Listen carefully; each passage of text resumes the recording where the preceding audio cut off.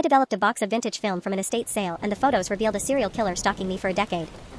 I am a professional photo archivist, and I spend most of my weekends hunting down abandoned media at local estate sales. I restore old photographs for historical societies, and sometimes I just collect vintage cameras for my own personal displays.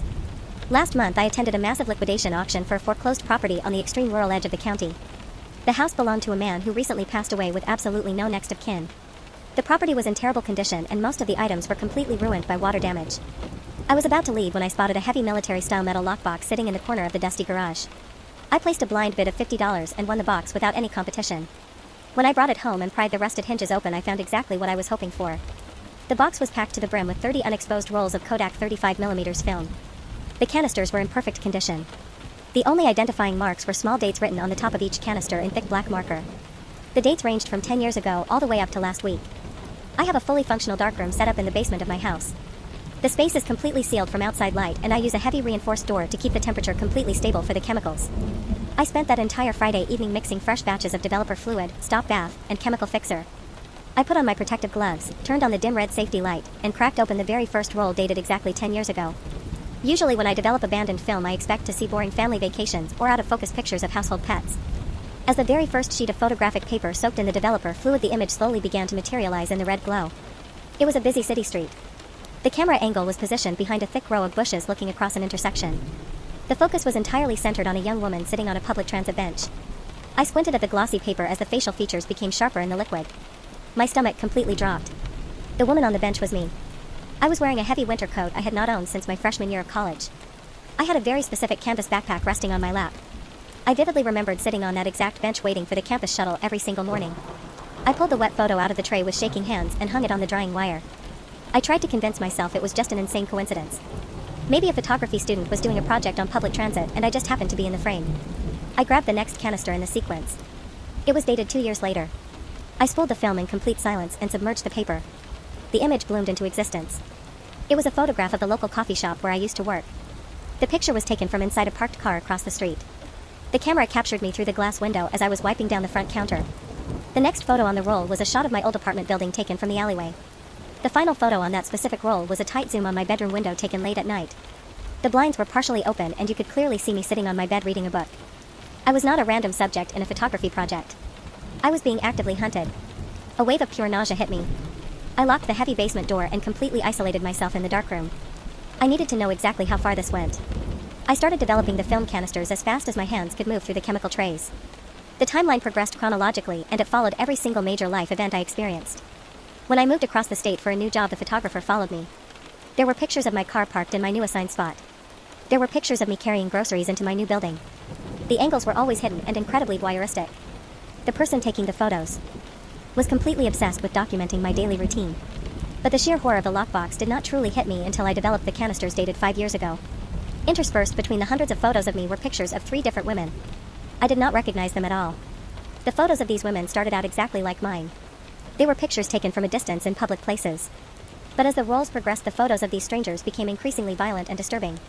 The final photos of the first stranger showed her tied to a metal chair in an unfinished concrete room. The final photos of the second stranger showed a shallow grave dug in a dense patch of forest. I dropped the wet photographs onto the floor and stumbled backward into the chemical counter. I pulled out my phone and frantically searched the local missing persons database using the dates written on the canisters. The search results confirmed my absolute worst nightmare. The women in the photographs were all victims of unsolved homicides spanning the last 5 years. They all vanished without a single trace. I was holding the only physical evidence of their murders. The photographer was an active and highly organized serial killer. I was standing in a locked basement holding a timeline of absolute terror. I realized with sickening clarity that I was the killer's anchor point. He would stalk me for months to satisfy his obsession, and then he would redirect his actual violence toward women who shared my exact physical profile.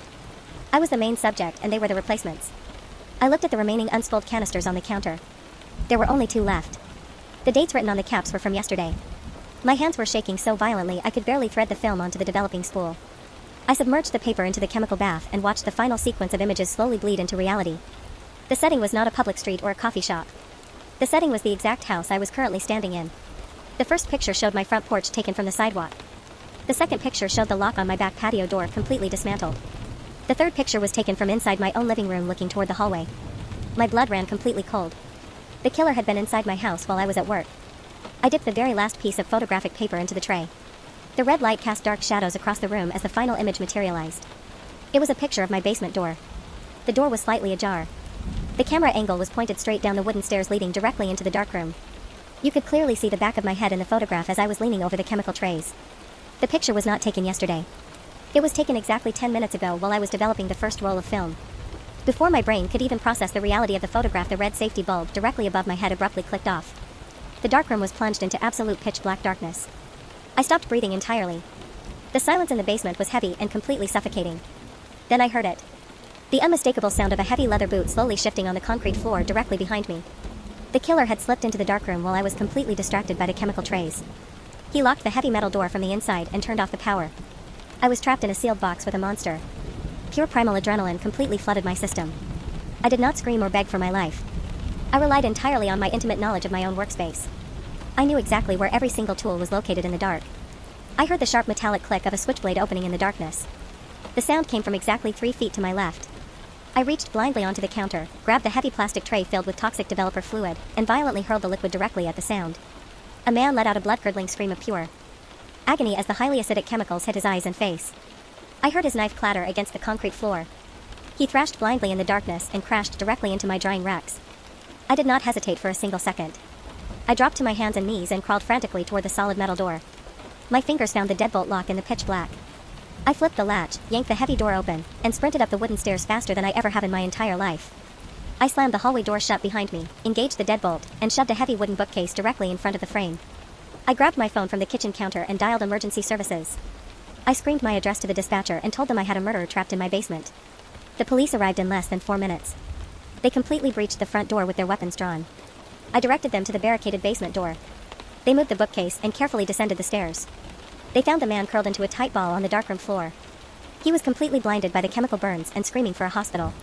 The police immediately placed him in heavy iron handcuffs and dragged him out onto the front lawn. When they hauled him into the harsh streetlights, I finally got a clear look at his face. It was not the elderly man who died at the foreclosed property.